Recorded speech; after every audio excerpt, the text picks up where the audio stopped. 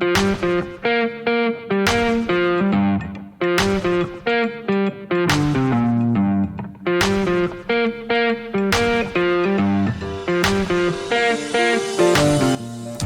and welcome to Let's Pod This. My name is Andy Moore. We are less than 48 hours into the month of October, and already it has been full of surprises. As I'm sure all of you know, last night news broke that President Trump and his wife Melania had been exposed to COVID-19 and are indeed infected, along with a number of the White House staff, several senators. I think Vice President Pence is not, that we know of. So far, I think we're still waiting on the results of the Bidens. What a crazy news day it's been. This, of course, comes on the heels of the New York Times story releasing information regarding the president's tax returns. And, of course, just to highlight what a crazy month it's been already, or a crazy time frame in COVID times. That tax story was 5 days ago. It was within the same week, and it feels like it's been at least a month. So there's a lot to talk about. None of that stuff has anything to do with Oklahoma politics. It does have a bearing on the election, but more importantly, here at home, we, in our commitment to trying to keep Oklahoma voters as informed as we can about some of the issues, we are going to talk about one of the state questions that's on the ballot today, State Question 814. As many of you, hopefully our listeners and those who are watching this live episode, may have already received their ballot. I have mine sitting here next to me. Actually, I filled it out yesterday and need to either drop it off or drop it in the mail. So we've got some folks on the show today from both sides of this issue of State Question 814, which deals with the Tobacco Endowment Settlement Trust, or TSET, and the funding related to that. And we'll get into it from both sides and kind of hear the perspectives of people that support it and those that oppose it. But first, I want to bring on the show my other two co-hosts, Bailey Perkins. Hello, Bailey. Hey, Andy. How are you? Doing good. Can't complain. So great. Well, I mean, in 2020, we can always complain. True. It doesn't do any good. And Scott Melson, how are you, sir? You are muted. That's how you're doing. There we go. I'm good, man. How are you? Great. I'm good. Thanks for being here. Did you did you say the president got COVID? I did say that. How could that possibly have happened? Well, it's going around these days. It's Really? a bug that's going around. And Joe Biden tested negative. So Yeah. that's what we did. That's right. However, So far. I mean, yeah, he's going to have to, because he was just exposed the other night, and so they're going to have to retest a bunch. What a crazy week. I mean, I think we've all anticipated something like this could happen, but the fact that it's happening in October, I've already seen someone early in the week say, man, I didn't expect this for an October surprise, and then this happened, and it's only the 2nd of the month. So it'll be a very long month in the midst of a very long year. But yeah, a month from tomorrow is election day, right? So it's gonna be very long and also go by very quickly, I anticipate. Absolutely. So as we get into this discussion about State Question 814, I'm going to start by reading the ballot title of the measure, and then we'll get into the discussion. And welcome some guests on here. So the words, the paragraph you will see on your ballot says, this measure amends Section 40 of Article 10 of the Oklahoma Constitution. It modifies the amount of the annual tobacco settlement payments to the state to be deposited into the Tobacco Settlement Endowment Trust Fund. It modifies the amount of the annual tobacco settlement payments to the state to be deposited into the Tobacco Settlement Fund for appropriation by the Oklahoma legislature. It specifies that deposits into the Tobacco Settlement Fund shall be appropriated and expended to draw down federal matching funds for the Medicaid program. Okay, well, that's clear as mud, and now that we're all at least somewhat confused, let's actually talk before we bring in our guests, this is one of the questions that was brought in by the legislature. And so we talked about this a few podcasts ago about the different ways that state questions could arrive on the ballot. The one we're going to be talking about today is one that was brought in by the legislature because it takes a vote of the people to make the changes to TSET, since it was passed by a vote of the people for TSET to be put in place the way that it is. And so that's right. It's a constitutionally protected fund, thus it requires a constitutional amendment to adjust it. And we're going to start today's episode with a couple of folks who are on the opposition side or opposed to this measure. And then here in about 20 minutes, we will have a member of the legislature, Representative Marcus McIntyre, who's a friend of the pod. We've had him on before, haven't we? Yeah. And he'll come on to talk about how this came to be and why it was referred to the ballot. So on that note, I want to bring on Sarah Riven from the American Heart Association. Hello, Sarah. Thanks for joining us. And also, and then also Matt Glanville from the American Cancer Society Cancer Action Network. Hello, sir. Hey, thanks, guys. Thanks for having us. So, Sarah, I'll start with you. Tell us a little bit about, maybe not where this came from, but what does it mean to you and to the coalition that opposes this, why you have a problem with this measure? So we know that TSET works. TSET, this originally TSET was set up with the funding structure it has about 20 years ago, and it funds programs across the state, including for tobacco cessation, but also, as I'm sure Matt will talk about, in cancer research, in preventive programming to combat obesity and heart disease, and through the work that they do, they help billions of people in Oklahoma. And so we know that it's really important to continue funding these incredible programs that help all of us and improve our health outcomes. This ballot initiative, by decreasing the money that would go to TSET, would have really serious ramifications for the health outcomes in our state. And we're here today because we know just how important it is that we're out here talking about why this organization is so important and why we stand by them. Yeah, Sarah, can you give an example of like what are some of the things that people might see that TSET does with this money that like would potentially go away if this measure passes? Yeah, so the two biggest programs I think the American Heart Association would point to that are relevant to our work, the first is the Quit Line. Their tobacco cessation programming is nationally recognized. The Quit Line is nationally ranked. It helps many Oklahomans quit every single year. And in addition to that, they fund grants across the state, healthy living grants that, like I said, that they go to preventive programming really targeted to combat heart issues, including obesity, diabetes, and other concerns all across our state. I'm going to let Matt answer the question too, just about the work they do to combat cancer, because that's also a really big part of their funding. Sure. So as Sarah mentioned, TSET funds programs and grants that reduce cancer, heart disease, stroke in Oklahoma. They fund programs on obesity prevention, physical activity, nutrition, the list goes on and on. They actually have a medical loan repayment program that the state uses to recruit physicians in medically underserved areas of the state, both urban areas and rural areas. That's very important to Oklahoma as we seek to improve our overall health ranking.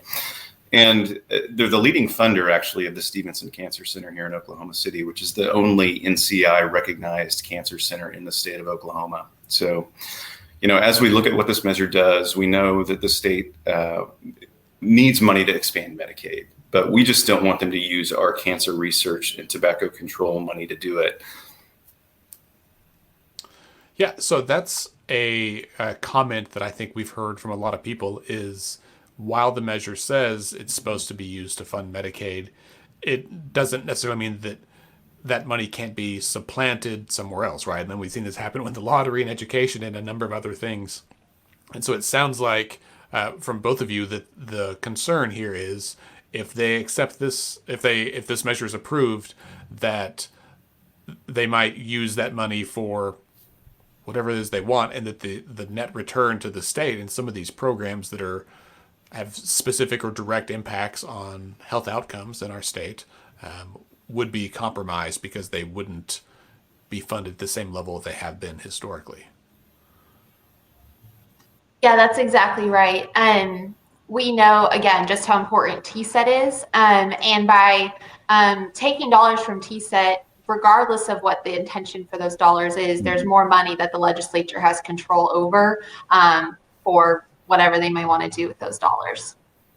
Yeah, the legislature can find money for expansion through any number of other means. And I think that it's important to emphasize that Medicaid and TSET fall into two fundamentally different categories. Medicaid is obviously a fundamental healthcare program. TSET is a prevention-oriented agency. That's what they do. They fund prevention programs. So in bringing this question before voters, what is being asked of them is to sacrifice the state's investment in prevention in order to fund a fundamental healthcare program that is required to be funded by law, which is a horrible position to put people in, especially when our state ranks 47th in overall health. So here's another question. I think supporters of State Question 814 say, well, there's already $1 billion within the endowment. How would you all respond to that as far as that $1 billion being what will be used to fund the programs that you're mentioning? The way the TSET funding structure works is TSET programs are funded by interest coming from the endowment every year. So they actually take the average of 3 years of what those interest payments look like in order to determine what the budget will be for TSET each year. Those dollars in the endowment, the reason that voters put them there 20 years ago in an endowment instead of appropriating a bigger chunk of that pot of money to the TSET programming every year is because we know that we want those dollars to be there in perpetuity to help us improve health outcomes in Oklahoma, regardless of what the payments coming from the tobacco industry look like. We hope that in the future there's less money coming in from the tobacco industry because the tobacco industry shrinks. That's a hope for our health organizations. Yet we also know that those dollars are critical for all this health programming in Oklahoma that TSET does. And so keeping that $1 billion+ and continuing to add to it is intentional and will help us from here long into the future to continue to improve health outcomes. If we shrink that endowment, that will also mean that the interest payments are less. And so the programming per year would also shrink. Obviously, it's easy to think that $1 billion is a really big amount of money. But again, looking ahead, as money going to that endowment shrinks, that could have huge impact on the programming that TSET executes. So just as we're talking about this, I think it might be useful to clarify mostly for me, because I'm not the sharpest pencil in the box. But when we're looking at the state question, so you've got the interest, right? You've got the big pot of money, the corpus, right? Like the main endowed fund. This money that's on the state question, where does that come from? Are we pulling money? Like, are voters saying, like, we're going to take that $1 billion and we're going to siphon off $100 million every year and fund Medicaid expansion? Are we saying that we're going to take, the interest each year and we're going to just spend that, or is part of that going to go to TSET and part of it's going to go to the legislature? What are the actual mechanics of what this would do to the funding on a year-to-year basis? So that money that comes into TSET on a year-to-year basis is the proceeds from the master settlement agreement with Big Tobacco when states successfully sued tobacco companies 20 years ago to create programs like TSET.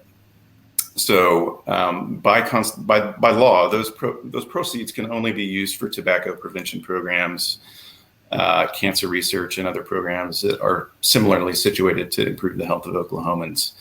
And 75% of those funds go into the TSET fund currently. And the remaining 25% of those funds are directed to a separate fund for the legislature, which can also direct some of that to the Attorney General. So what State Question 814 would essentially do is reduce the percentage of proceeds that go into that TSET fund on an annual basis from the Master Settlement Agreement from 75% to 25%. So you're looking at a downward adjustment in their annual operating budget from about, let's say, $60 million to $20 million. Yeah. All right. Go Go ahead, Bailey. Well, and I do want to note for our listeners that TSET is an acronym that stands for the Tobacco Settlement Endowment Trust. And so just want to make sure our listeners know what TSET means. Yeah, I think I'm gonna when I make our like voter guide for Let's Fix This, which I'm working on, I think this afternoon or tomorrow. I'm gonna make a drawing to kind of draw like what this looks like because it feels abstract, right?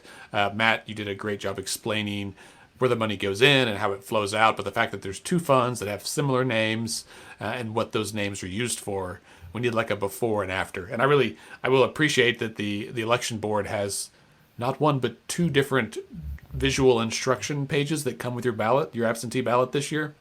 Made me think like, and they're different we have colors. So they are different colors. We need to diagram some of this stuff out so that voters get it. I know that can't be part of the ballot title, but it helps people understand exactly what's happening and gives them a better opportunity to decide if that's good or bad in their eyes. So is it accurate then to say that this would like essentially flip what it is right now? So like right now, the legislature can appropriate 25% and 75% goes to the TSET budget, and then this would change it so the legislature gets to appropriate 75% and 25% goes to the TSET budget, right? Yes. Yeah. So the legislature can already appropriate 25%. Why don't they just use that 25% for like the stuff they want to do? Like, is that 25%? Is it preordained what the legislature has to appropriate it for, or can they use it for whatever they want? So that's a good question to ask Representative McIntyre here in a little bit too. But go ahead. I will. That is a good question. But he's gonna get that question too. So obviously, the idea here is to bring in more money, so the legislature can use it to fund Medicaid expansion. Right? We know they need this money for Medicaid expansion, and this would produce more. We just don't want to see it coming from this fund. But they are required by law to direct a certain percentage of that money to the Attorney General's Evidence Fund. Makes sense. All right. I know, ahead, Sarah and Matt, I know that you are short on time today. Is there anything that we haven't talked about that you feel is important for listeners to hear from your side of things? I have a couple things I want to add, Matt. I don't mean to take the lead on it, but there are a couple of statistics that are really important when I think for people to know when we talk about this issue. The first is the tobacco industry spends $172 million per year on marketing in Oklahoma alone. And by comparison, as Matt alluded to, TSET's budget recently has been about $50 or $50 million. It was $46 million for the current year. And needless to say, that's a huge disparity in terms of the resources that we put into cessation programming and efforts to combat that industry influence. So there's a huge issue there in terms of protecting this programming and making sure we don't let the industry dictate what happens with tobacco use in Oklahoma. The second point I wanted to raise, because we have such poor health outcomes in Oklahoma, we get a lot of questions about TSET maybe doesn't work so well.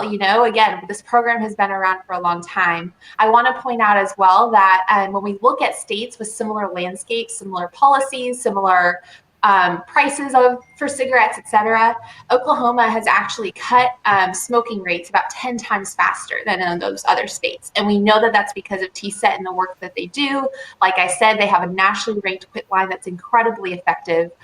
So again, we know that this programming is really valuable, and I just hope voters remember that. Definitely. That's a great point about TSET's effectiveness in the light of the fact that they're so badly outspent by big tobacco. And I think it's worth noting that, cigarette sales have decreased by, 1 billion packs since 2001. So, they've reduced adult smoking prevalence from around 29% in 2001 to about 20% in 2018. So we know that they're effective. They operate effective programs, and we want to see those programs fully funded. Yeah. Well, guys, thanks so much. It's been very helpful to me, and I hope it's helpful to our listeners as well. I saw one commenter say that they like pictograms, and so I'll make sure that I draw one of those out. But we'll let you guys get on with your afternoon, your weekend. Thanks so much. Thanks, guys. Hey, Thank thanks you for having very us. much. Have a good day. All right. Super. Well, that was helpful. I think, in my mind, I always like to have things like the yes, then the no, but it was interesting having the no side first. Well, and also helping the listeners understand what exactly TSET does, because we hear about the amount of money that goes into this endowment and then they're spending off of the interest. But what exactly do those programs look like? So I appreciate our guests being able to explain the value that those TSET dollars put into medical research and then tobacco cessation. Yeah, for sure. I mean, and I'll tell you, I refer patients to the quit line all the time. I mean, it's it's awesome. The quit line that they use is fantastic. And one question that I'll have for Representative McIntyre when he comes on here in a second is, I think one of the things that we hear from the legislature frequently is that they, depending on who you talk to, is that they ideally like stable sources of revenue, right? Like you don't want to tie something that's critical to fund to a source of revenue that can vary dramatically year to year. This was one of the chief arguments against increasing the gross production taxes on oil and natural gas, is because as prices of those commodities change, production changes and revenues from those taxes can vary year to year. So like we don't want to do something. This was one of the arguments that we heard a few years ago, was like, we don't want to raise taxes on raise the gross production tax because it can be so volatile. I don't think that this falls in that exact same category. However, they point out that as more and more people stop using tobacco, the revenues from TSET are gonna drop, right? Like they're not that pot of money is not going to be there. And we're seeing, because TSET is so effective, we're seeing people stop using tobacco at refreshingly high rates. Also, because the legislature took the step of increasing taxes on cigarettes a couple of years ago, we're also seeing people quit smoking. So this, to me, I guess what I'm alluding to is, why isn't this another one of the temporary fixes that we hear from legislators they don't like, right? Like, right. I'd be curious to see what the revenue coming in has been year over year, just to illustrate, again, a pictorial representation to demonstrate that it is a revenue source with diminishing returns. Love me a good graph, man. Love me a good graph. Well, especially because we gave, during the no discussion, there was a reference to like a number in the air to give an illustration. It'll be interesting to hear, how much would the legislature receive from TSET in these first years or the first decade or whatever, and then if returns diminish over time, what that could look like as the decrease. So. Well, and I think, the last I saw, it was going to be like 125, 150 million bucks to fund Medicaid expansion, right? Something like that. That's going to be, and that's probably going to go up, right? Like looking at the current, the pandemic, the recession, like all of the things that are happening, we're probably going to have more people on Sooner Care in the near future rather than less. And so that number may go up. So even if this passes, like the legislature is going to have to come up with some serious money from other sources as well. And so I don't know, like if this is 90% of it, like that's one thing, but if this is 25% of it, then that's not insignificant, but I feel like that changes the argument a little bit, right? Yeah, it's a great point. Yeah, that's it. And I will put into the chat in just a minute the 2019 or the fiscal year 2019 annual report from TSET, the organization. There's a graph that shows the decline in youth cigarette smokers over the last 15 years, and it's pretty substantial. Nothing in here that shows the budget part overall, but I wonder if like OK Policy or someone has that data that we could find. David Blatt's got that just like stored in his head somewhere, right? That's possible. But he's not with OK Policy anymore. I mean, he's not, but he still knows it, right? Yeah. We need to have a show where David comes on the whole show is just David on the show, and we just like ask him questions. Like random, hey, David, tell me this. And then he answers it. And like, hey, David, what was the budget for this? And he's like, it's this. And it's just an hour of like us asking David all the stuff that he knows that we don't. We'll call it Brain Dump with David Blatt. Right? And you know what? I bet he'd do it too. In all seriousness, because this is probably something he knows. And he is, he's teaching now, which makes me jealous of his students because I feel like David is very gifted at explaining things in a way that makes a lot of sense and makes a lot of sense intuitively to people. So anyway. Yeah. I would imagine he might be a difficult professor, though. Well, yeah, but those are the best ones, right? Fair enough. This is why we're friends, Scott. So earlier, though, Matt mentioned the medical student repayment program or whatever it is. The Rural Physician Compensation Loan Repayment Program. There, that's it. Yep. That one. Do you? Yeah, that's ding, ding, ding, ding. As a physician who went through medical school not too long ago, I mean, since TSET's been around, do you personally know folks that have benefited from that program? Yeah, like so there's folks, and a lot of times it's folks that are from rural communities and that are maybe intending to go back there, and so it kind of gives them a boost when they're going back to start. I think one of the things they hope is that doctors who were otherwise not considering a move to a rural community or an underserved healthcare area would move there, and I do know some that have done that. I know docs that have grown up their entire life in the city and the suburbs and have wanted to like live in a more rural area for a long time, and that was their plan, and they took advantage of the program. But a lot of them are docs that are returning to their home communities, and that's a program that kind of help them jumpstart their practice because they can take on all the financial considerations that you have when you're starting a practice, especially without the support of a major healthcare system. They can do that without having the added burden of, an average medical school debt that in the U.S. runs about $200,000. Ooh, that's steep. That's very steep. Yeah, it's like imagine like trying to start a business while like paying your mortgage and then paying another mortgage and then going to the bank and being like, I would like a loan to start a business, please. My balance sheet has my two mortgages. Right.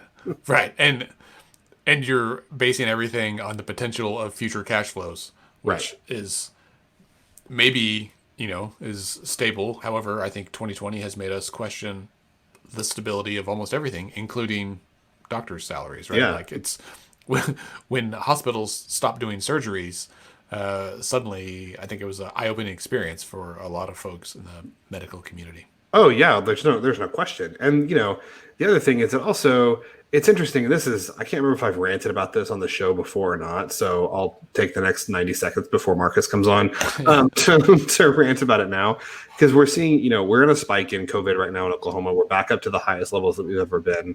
Our hospital capacity, ICU capacity statewide is about 15%, which is not great. That's all ICU capacity, not COVID specific.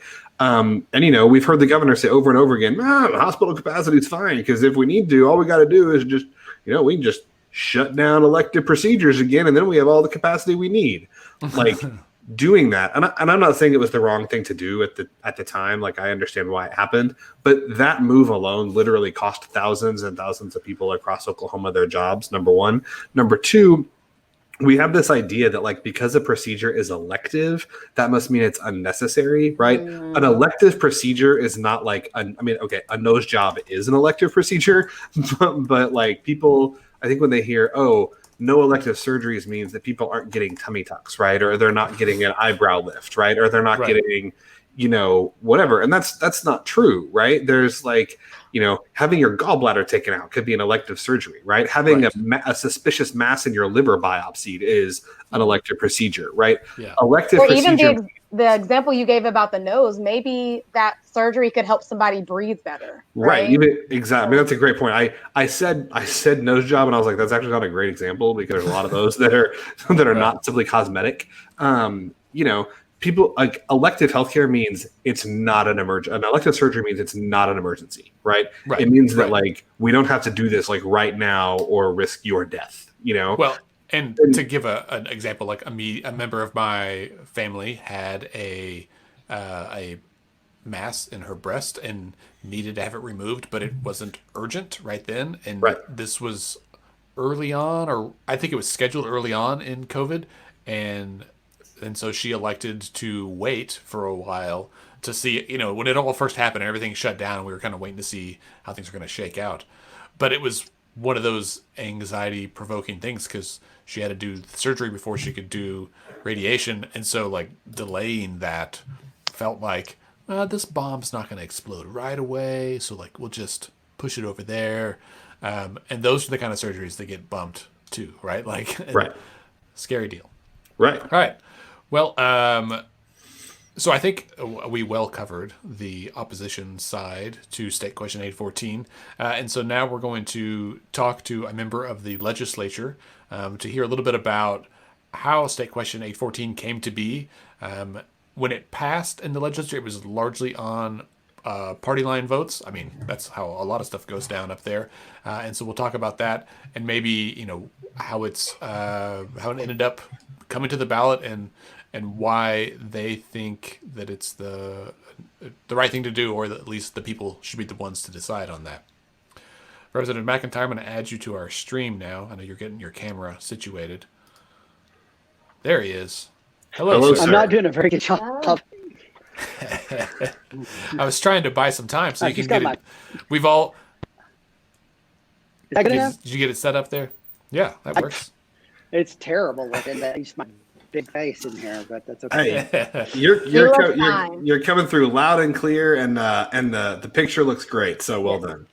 Okay. Yeah. Well, thanks for joining us. Could you tell us a little bit about how State Question 814 came to originate, how the idea came up, and how it made it to our ballots? It actually originated in the Senate. This was a Senate, pretty sure it was a joint resolution coming from the Senate. And they were looking for extra funds to fund Medicaid expansion when it comes around. And it's coming. So this is one of the things that they're looking at to help fund Medicaid expansion. Sure. Go ahead, Scott. Well, I was going to say, so when we talk about Medicaid expansion, why is this one of the vehicles that the legislature wants to use to find those monies? Well, in their defense, and I'm pretty sure that this was a leadership bill or leadership joint resolution coming from Senate leadership. I think that one reason is because it fits into TSET's mission, and that is healthcare, or tobacco cessation. The ultimate goal is healthcare, and I think that they looked at it and they said, "Hey, this fits with their mission, and what better way for them to make an impact on healthcare in the state of Oklahoma and help funding more access to care." So there's, money is fungible, right? So like the money coming into the legislature for appropriation, other monies could be used to pay for Medicaid specifically, but it sounds like your understanding is that perhaps in the initial thought process is that Medicaid is obviously healthcare, TSET is healthcare adjacent. It would be part of that. I think one of the critiques that we've heard is that TSET is primarily about preventative issues, right? So preventing cancer and preventing heart disease and those things, whereas Medicaid is, I guess sick care is what we have in America, right? So it's taking care on the back end. And maybe in some ways those two things aren't necessarily as aligned as one might think. Oh, well, I think that we can, split hairs as much as we want, but the fact of the matter is we simply don't have a lot of extra money sitting around, and we certainly don't now, when COVID has made its impact on our state budget. So, we had, I think I've seen, when I was working on Sooner Care 2.0, which, I had Senator McCourtney and I had probably 18 different derivations on how to pay for this. And in almost all of them, TSET was kind of in the footnote as a possible option to help fund it.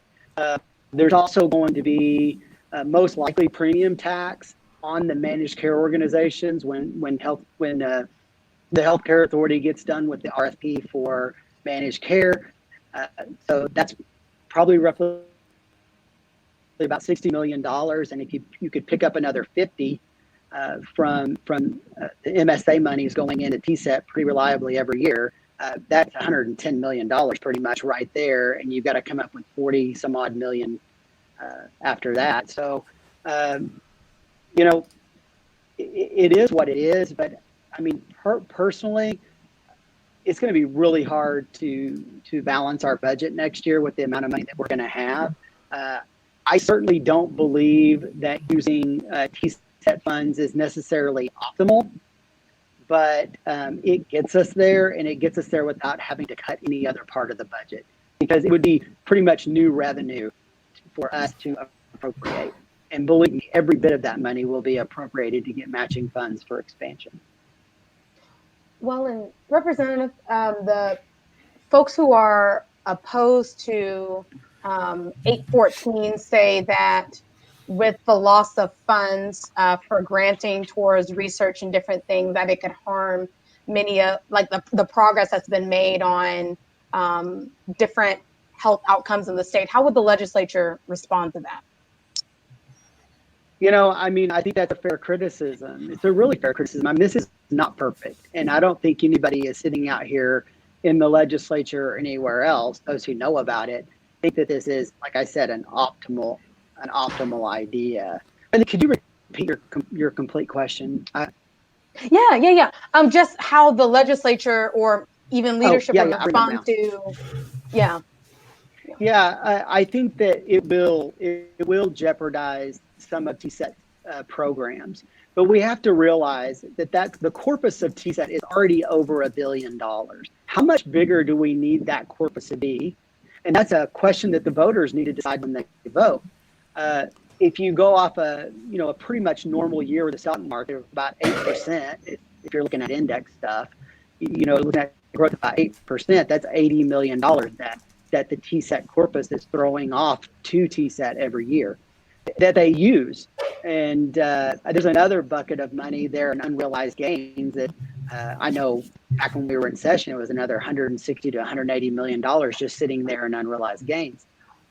There may be some things that we can do to help them get at some of those unrealized gains if they want to cash some of those out. But the important thing for voters to know is that the corpus of the fund is not being touched. And you guys may have already touched on this at the beginning, but the corpus is not being touched. If we were going after the corpus, you would see a big red no from Representative McIntyre, but we're not going after that. We're going after the MSA money that go in every year, because it's super important that TSET be there and be putting out the messaging they're putting out and doing the health initiatives that they're doing. I mean, they grant to my local hospital, they grant to a lot of rural hospitals. Stevenson Cancer Center receives a pretty hefty grant from them. And so we may need to restructure some of the things that TSET, they may need to restructure because they're a constitutional entity. But the goal is not to kill what they're doing. The goal is we're not going to have enough money, and we're going to have to find a place to get some more money so we don't have to make it across the board just because of Medicaid expansion. Sure. So I want to, if I can, I want to play devil's advocate for a minute. Sure. and try to, and I'll try to frame this in a way that really is more policy oriented, not to be political.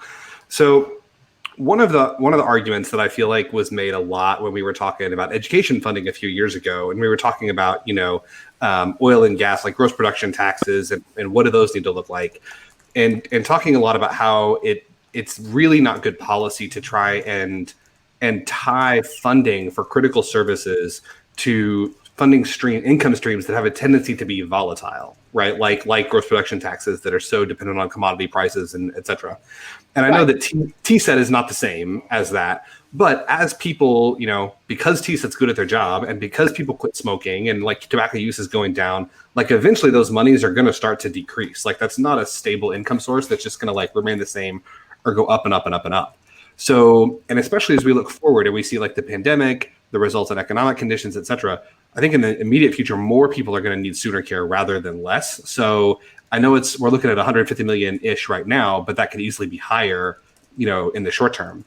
So as we're talking about finding other money, right?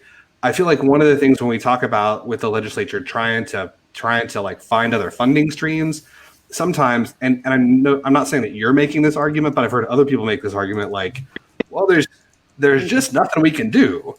And I would argue from a policy point, like one thing that could happen is the top marginal income tax rate could go back up by like 1% from some of the cuts that have been made for the last 10 years. And we could raise like $1 billion. And I would, and Andy we can play back the audio. I have said numerous times on this show that like a recession is not the time that anyone wants to raise taxes. Ideally, you'd want to cut taxes. We can't in Oklahoma right now for a variety of reasons. So I'm not arguing from that standpoint, but I think it is pretty clear that even in the midst of this recession, the folks that would be hit with that kind of a tax increase at the very, very top of the income bracket, like those are not the folks that are struggling the most during this time. So from my perspective, a policy, like a better long-term policy would be a small increase on the very top income tax earners, and tell me why I'm wrong. Well, and Scott, I think this connects to a question that you were asking earlier that I think would tie in for Representative McIntyre. If we know that the cost of Medicaid expansion is going to increase over time, and so if the earnings of the TSET trust decreases, then that means there'll be less money that will be available from that source to cover Medicaid expansion. And so what would the different ideas be of potential ways to continue funding this part of Medicaid expansion should the value of TSET decrease from those returns? Okay, so there's a lot there. So let's yes, I apologize. I know you were asking. You basically said, let's look at this from a policy perspective, and which cannot be divorced from politics. It just can't. I mean, let's all be realists for a second, and that we've got super majority Republican control all over the place. It's a 75 in the House to be a 76 vote to raise taxes. I don't think leadership has any desire to raise taxes. The governor doesn't have any desire to raise taxes to fund this. And so they're looking wherever else they can to find money. And quite frankly, I'm a little surprised they didn't go after CLO a little bit too. But I am too, yeah.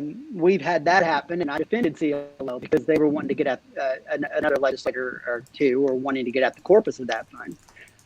And again, with TSET, we're not going to corpus, but still, though, I mean, the raising taxes are just going to be a non-starter, whether one believes that's a good policy or not. There's just not enough people willing to put their neck on the block to raise taxes again, especially after 2 years ago we went through it with the largest tax increase in state history. So I wish that politics, we could look at this in a vacuum and say, oh yeah, this would be a really nice idea, but the reality is that we're Republican controlled through and through, and the last thing a Republican wants to do is ever raise taxes. It may get to if we've really lowballed it that we have to, but and you're 100% right. Like the political reality, and I despite my lofty idealism of trying to frame it in terms of the policy, yeah, I mean the politics are what they are. It's just I really try when I vote for anything, everybody has partisan considerations, I'm sure, and now more than ever. But I really try to look at ideas and think about what's good policy and what's not. And I'm not here to say that this question is terrible. It's frustrating. It's frustrating to me as somebody who really, I'm a primary care doctor. I really care about good healthcare and access to good healthcare. But two, I really care about good, sustainable public policy. And my fear is that in 2 years or 4 years, hopefully not on Zoom, but the four of us will be having this same conversation talking about well, now we need 300 million for Medicaid, and what are we going to do? Do you see what I'm saying? So that's where absolutely. That's where the question comes from. I have a follow up to that. And, I think. And just to your point, Andy. Go ahead. Okay, Andy, hold on 1 second. And I want to also address what you were talking about on the MSA money being declining revenue. There is always the potential on any of that it will decline as people stop smoking and things like that. But we've hit it pretty hard, and those MSA funds are coming in pretty reliably every year, about 75 million a year. It shows no sign of really slowing down. I think that's a risk, albeit right now and for the next 5 or 6 years to be a low risk for that declining very much. And Andy, you were going to say something. Oh yeah, no, that's fine. That's an excellent point. I forget what the sentence was that made me think of this, but back in the spring, the legislature passed funding for Medicaid expansion, right? That the governor ultimately vetoed. And you mentioned that TSET was a part of that, right? Increases in shop fees and some other stuff. So TSET is really a tiny drop in the bucket out of all of that. Is any of that stuff still on the table? And if not, why not? Yes, I would assume so. To be real honest with you, I haven't had a lot of communication over the interim from the executive branch. I know they've been working on a lot of things. I've made my displeasure with that known. And so I don't know exactly. I mean, they're kind of doing it on their own right now.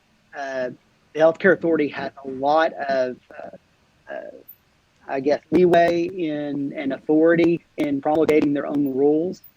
And so I haven't seen everything that they have on the table, but I would assume they wouldn't reinvent the wheel completely, and they're using many of those funding mechanisms. I mean, I'm sure SHOP is still going to be used as a funding mechanism, but this, if everything was really neat and easy, it would be great, but it's not, because if you start messing with SHOP, the Supplemental Hospital Offset Payment Program, if you start messing with that's a big deal. It's a big deal for hospitals, and you get to the point where it's either raise taxes, as was mentioned earlier, or you go looking for other revenue streams. And the lesser of two evils is, in my mind, is maybe using some TSEP money and not damaging their corpus, rather than going full blown after SHOP, which definitely our hospitals will bear the cost of that.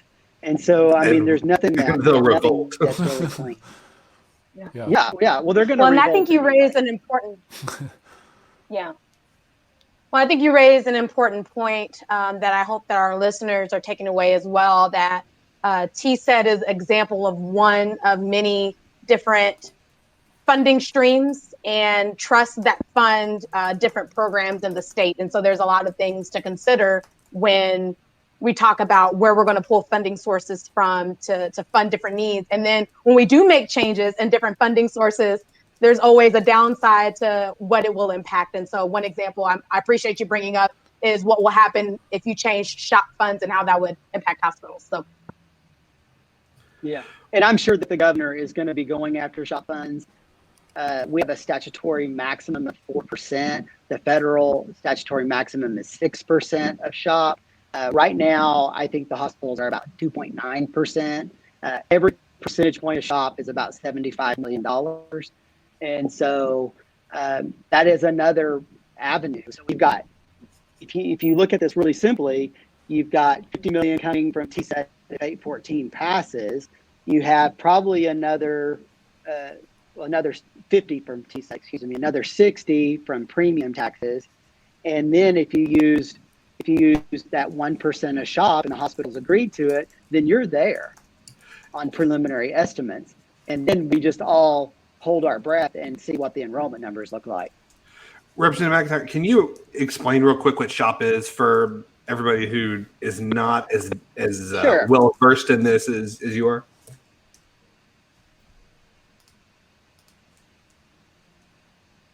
Yeah, I'll be happy to. So SHOP is a program. It's almost every state has it. It's called something different in every state. We call it SHOP. And basically, Medicaid reimburses at such a low rate. It's lower than Medicare. Medicare is considered the upper payment limit. And so what SHOP does is SHOP comes in behind. The hospitals basically assess themselves a bed tax. It's matched with federal matching funds. And then it's sent back to Oklahoma and redistributed to the hospitals quarterly. And what this does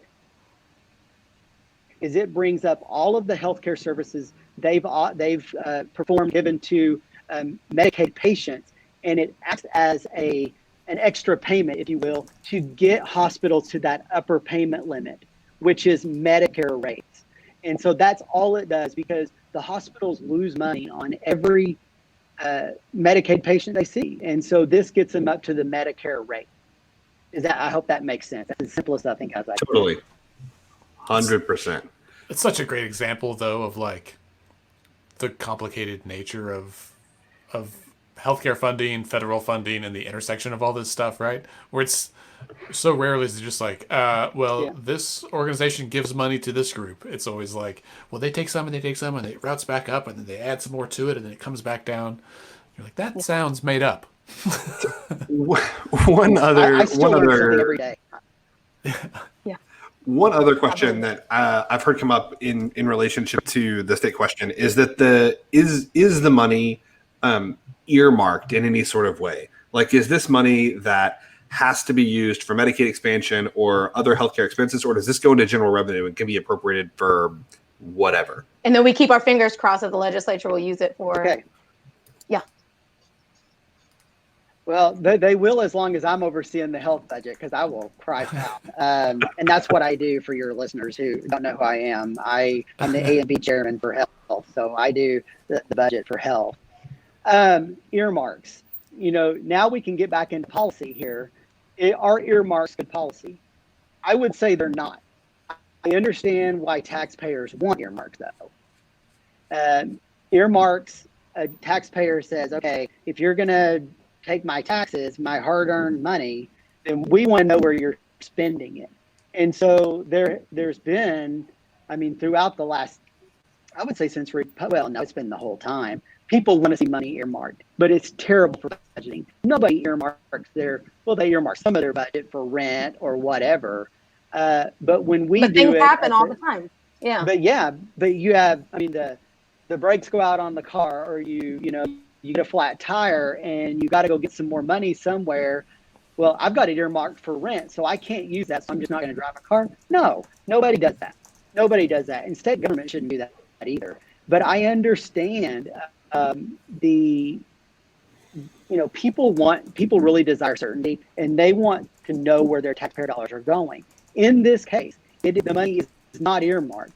You have pretty much the word of the legislature, however good that is, that money will be used for Medicaid. And and honestly, our backs are against the wall because we don't have enough money, and we're going to have it, and it's going to go to Medicaid. It will go to provide matching funds. We're going to turn that 50 million into 100 million. Well, actually, 9 to 1. It's going to be times 9. Yeah, that's a pretty solid deal. Yeah, it really is. And the thing is, I know that some people are upset about, maybe TSET is going to be impaired in some way, and they probably will be impaired a small amount. But it's a change. It's one they will figure out. It's one that the state will figure out. And while I don't believe it's completely optimal at this point, I'm still scratching my head saying, where are we going to get all this money? And it is a pretty attractive opportunity for the state. Yeah. Well, Representative McIntyre, thank you for your time. I think we all know You're that this spring is going to be a difficult session in lots of ways, right? We'll still be dealing with COVID. The budget is certainly still a factor. And, we've talked in the last few weeks to folks, about everything from changes to Open Meeting Act to redistricting to budgeting, lots of things that are popping up. And we don't even know what the governor's going to say in his State of the State address in February. Who knows? I have no idea. Usually, we still have 2 months of the year left, right? Or 2 or 3.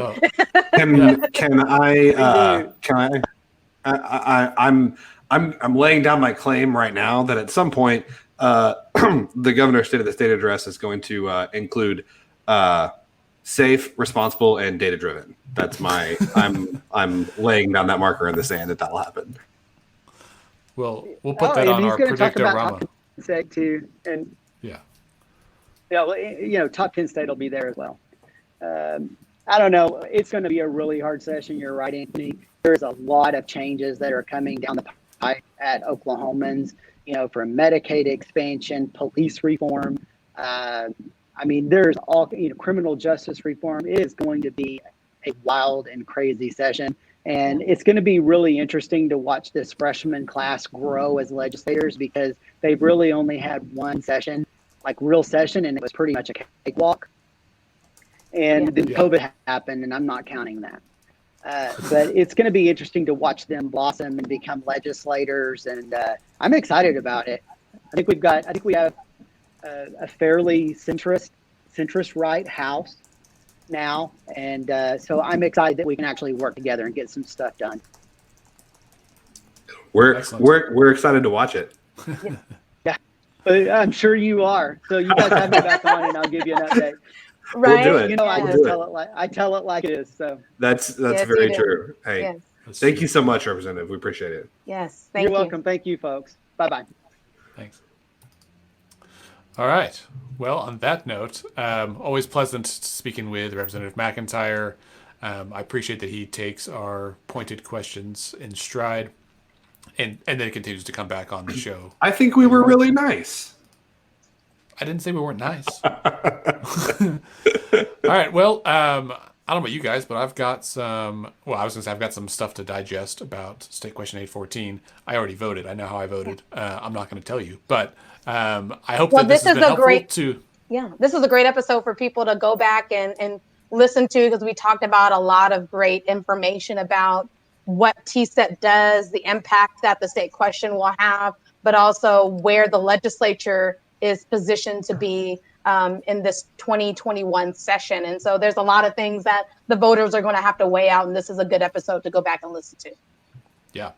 I am working on getting some folks from the 805 campaign, the Yes on 805, and I think there's a No on 805 campaign now, which is the other state question.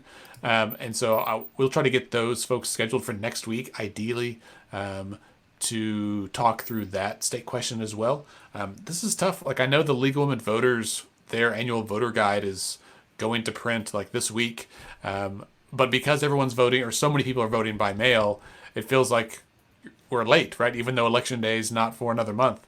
Well, and so also the election board released some of the ballots earlier than normal because of so many people wanting to vote early. And so typically ballots would go out around this time, but they went out maybe a couple weeks ago or a few weeks ago max. And so that's pretty unusual, but it's an unusual time where we're going to have a record number of people voting by mail. So I got a Zoom call on Sunday talking about like ballot and state questions and where people can go to get their information. People are digging in, man. That's a great thing. It's a great thing. Update on just a little bit of national stuff. The latest I've seen is that the president is fatigued, but otherwise in good spirits. I find this interesting just for a bunch of reasons. He has been given a single 8-gram dose of a drug by Regeneron. It's a polyclonal antibody cocktail. I understand it's a mix of 3 different antibodies that are synthetic antibodies that have been manufactured to combat coronavirus. This is something that doesn't have any FDA. It's got an emergency authorization from the FDA. It does not have an emergency. It does not have an approval. It's a drug that has shown some positive effects in patients that are hospitalized. So apparently the president is being treated with that. So that's the latest on President Trump and coronavirus. There we go. It will undoubtedly change before I have a chance to edit this and get it posted. So, okay. Well, on that note, Bailey, thank you for being here. Thank you, Andy. Scott, thank you as well. Wouldn't miss it for the world. Viewers, if you're watching this on Facebook or on YouTube, please know that we cross-post to both platforms. So if you want to share it on Twitter, it's on our easy ways that it's on our YouTube channel, but the video will remain on Facebook as well. If you want to share it there, please do. And also, this will be posted as a podcast to the Let's Pod This podcast feed. That's what it's called, right? Feed. And so if you listen to podcasts, you can find it anywhere: Spotify, Amazon, Apple Podcasts, Google Play, all of those podcast places. You can also find the link to it directly on our website, which is letsfixthisok.org. Ooh, listeners, I have not told you, you can now just go to letsfixthis.org. If you forget the OK, we, thanks to a generous donor, we were able to secure that domain, which is a big deal. So that's nothing else is changing right now, but just throwing that out there. Even if you misspell it, you can still find it. All right, well, on that note, thanks for listening. Thanks for watching. Let's Pod This is a production of Let's Fix This. It is produced by Bailey, Scott, and me. We're a member of the Mostly Harmless Media Network, which is based right here in Oklahoma City and home of some other really excellent podcasts that you should check out. And our theme music, which you heard briefly in the intro, and then if you're listening, you'll hear it on the outro as well. It's called Rhino Funk. It's a song by an artist named So Down. And on that note, have a great week, everybody.